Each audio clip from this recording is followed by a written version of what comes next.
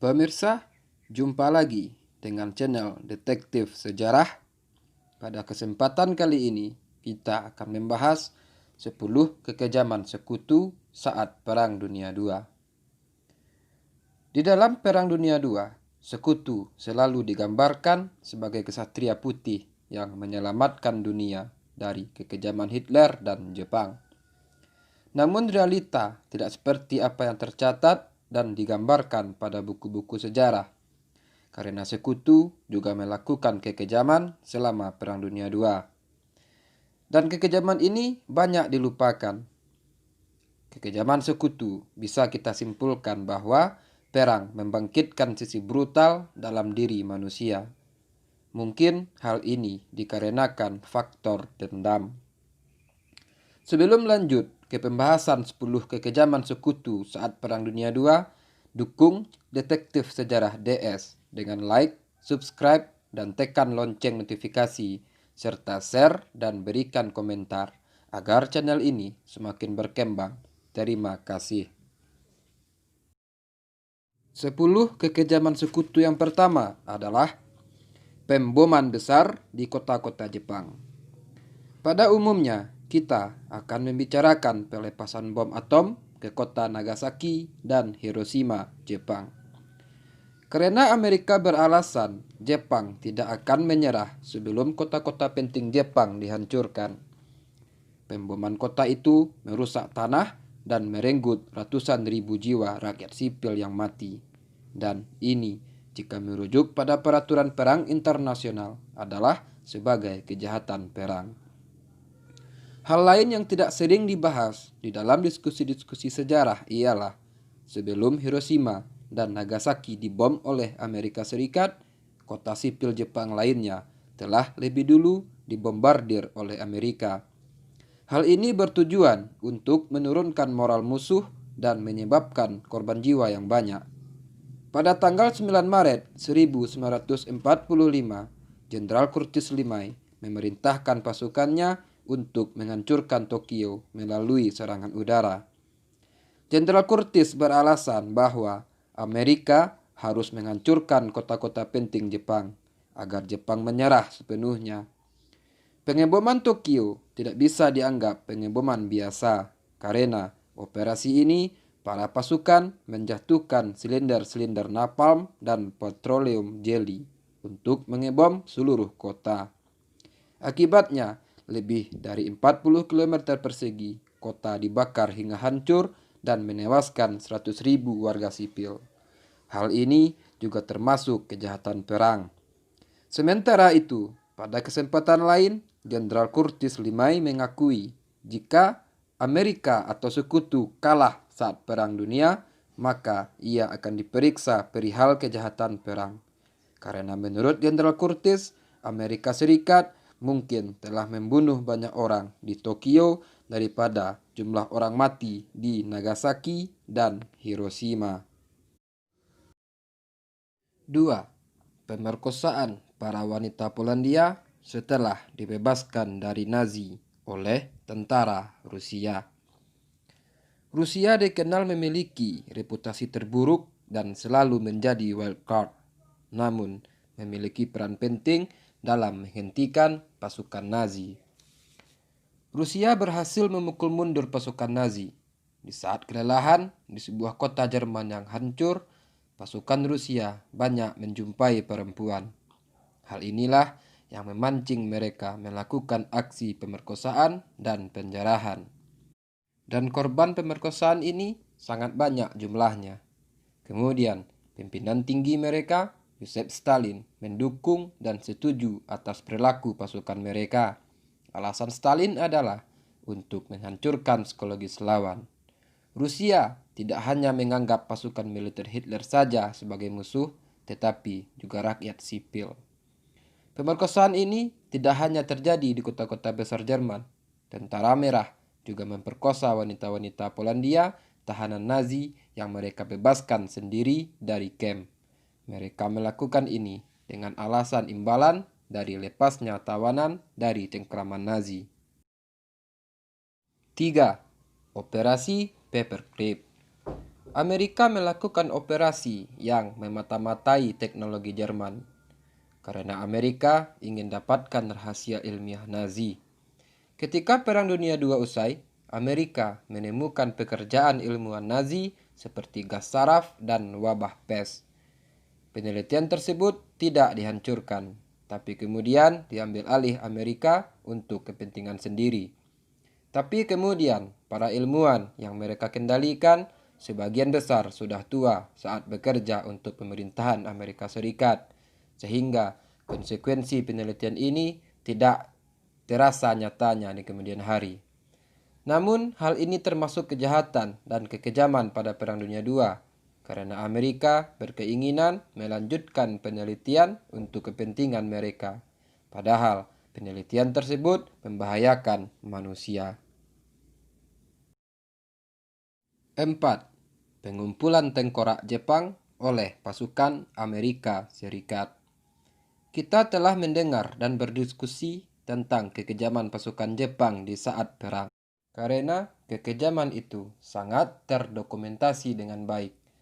Seperti contoh kekejaman unit 731 Jepang dan tindakan Bataan Dead March. Namun tentara Amerika juga berbuat kekejaman pada Perang Dunia II. Pasukan Amerika memutilasi mayat-mayat Jepang untuk disamakan dengan sebuah trofi. Bahkan mereka meletakkan bagian tubuh yang telah dimutilasi ke rumah-rumah warga sipil. Mereka mengambil telinga mayat juga untuk dibanggakan sebagai trofi. Proses pengambilan tengkorak ini sangat mengerikan. Untuk melepas kulitnya, mereka merebus di air mendidih kepala-kepala mayat atau membiarkan semut memakan daging atau kulit yang masih melekat di tengkorak. Pemimpin militer Amerika Serikat menentang praktik tersebut. Namun, tetap pasukannya melakukan tindakan tak berperi kemanusiaan itu. 5. Perbudakan tawanan perang Jerman saat Perang Dunia II masih berlangsung. Tawanan perang Jerman mulai menyulitkan Inggris, karena Inggris harus memberi makan para tawanan perang. Amerika Serikat membantu Inggris untuk mengambil tawanan perang Jerman agar beban Inggris menjadi ringan. Namun, karena kekurangan tenaga kerja, Amerika dan Inggris melanggar perjanjian Jenewa dengan menjadikan tawanan perang dan tentara Jerman yang tertangkap untuk menjadi budak kerja paksa. Para tawanan sering tidak diberi makan dan dilecehkan. 6. Pendeportasian paksa orang Jerman setelah Perang Dunia II berakhir. Ketika perang berakhir, kebanyakan orang berpikir bahwa kekejaman akan hilang dan kebahagiaan akan datang. Namun hal itu keliru, karena dampak sebuah perang sangatlah buruk, dan keputusan-keputusan yang dibuat oleh para pemenang tidak selalu adil untuk pihak yang kalah. Dendam juga dampak buruk akibat perang.